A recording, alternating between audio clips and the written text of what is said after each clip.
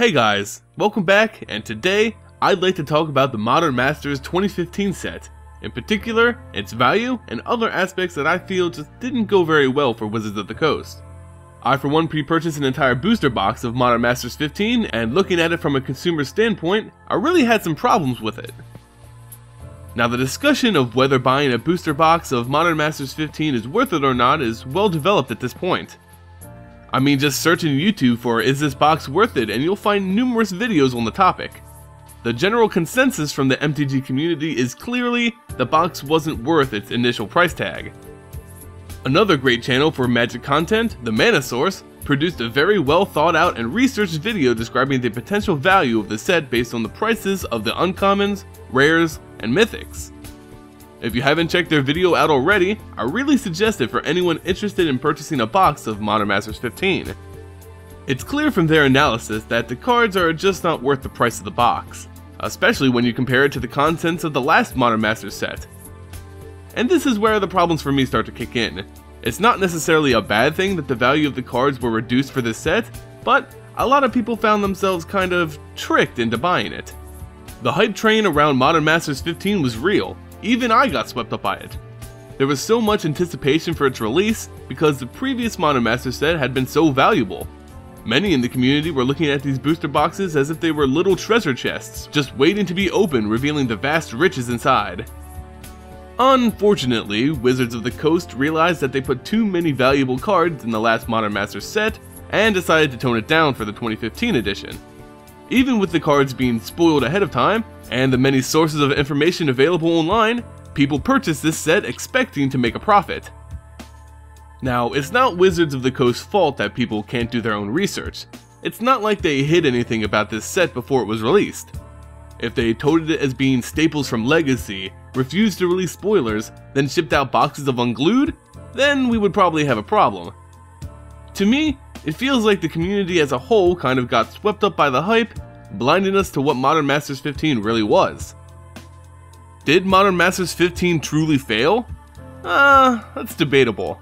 But what it surely failed at was living up to our own personal expectations of the set, which isn't necessarily their fault, and it's more on us. Ask any physical Magic player out there and they'll tell you the same thing. You'll hardly ever earn a profit from a Wizards product.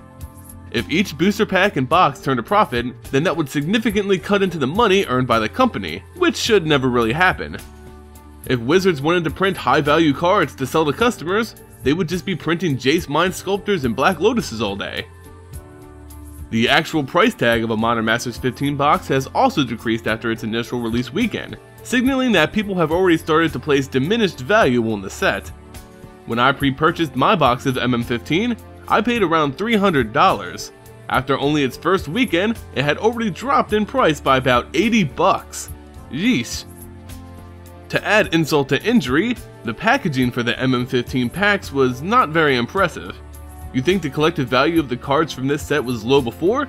Try adding some minor damage to them before you even open your packs. Yeah, that's an issue.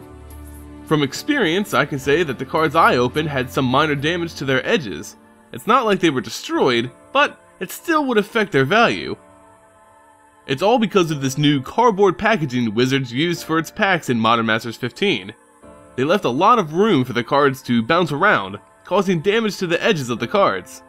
They said it was an attempt to establish a more eco-friendly packaging technique, which I applaud them for, but clearly they need some more work.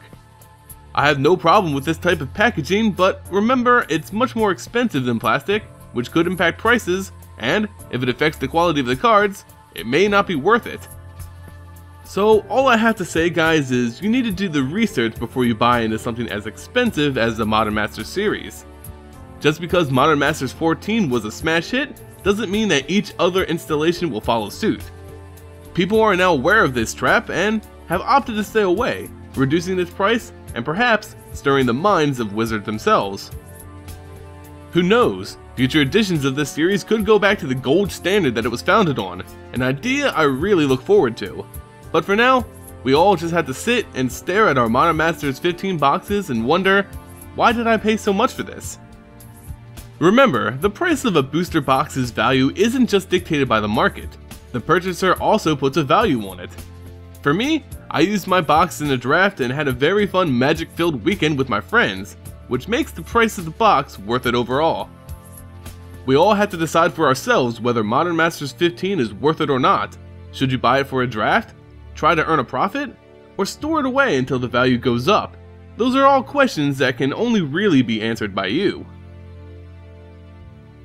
So, there you go guys, just my opinion on the Modern Masters 15 set. I'd like to know what you guys think about this set in the comments below. Is it worth its price? Was it a failure? Did you use it in a draft? Let me know your opinions. If you enjoyed this video, please give it a like and sub to the channel. It goes a long way in helping me produce future content. As always, thank you all for watching and I'll see you next time.